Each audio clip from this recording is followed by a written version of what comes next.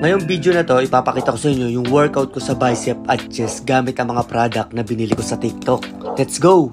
Una, resistance band.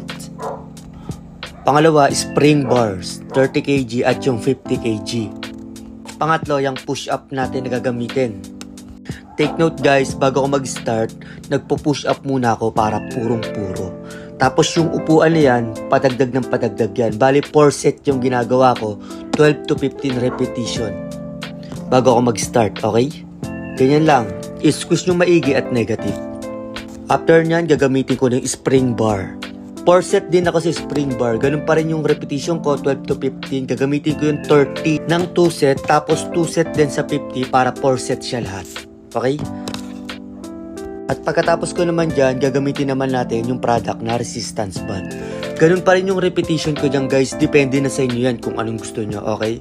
Ganun pa rin yung set ko, 3 to 4 set. Pagkatapos ko ng single, yung sabay naman. Okay? Yan, ganyan lang, ganun pa rin. Walang magbabago. Squeeze nyong maigi guys ha, para ramdam na ramdam nyo.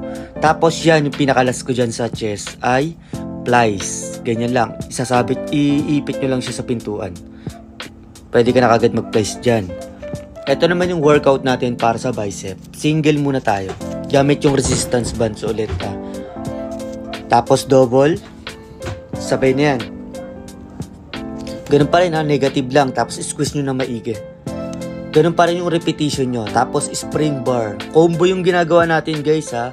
Lahat ng product na nakikita nyo na gamit ko ngayon, nasa link yan. Nasa yellow basket. Simula sa kamay ko, yung pants na suot ko, yung resistance, push up, at saka yung spring bar. Nandyan lahat yan. Click nyo lang pag gusto nyo, okay? Tapos ayan. After 15 to 20 minutes, solid na. Para ka na rin nag-gym, di ba? Di mo na kailangan lumabas. Kaya kahit busy tayo, gawa pa rin tayo ng paraan para makapag-workout.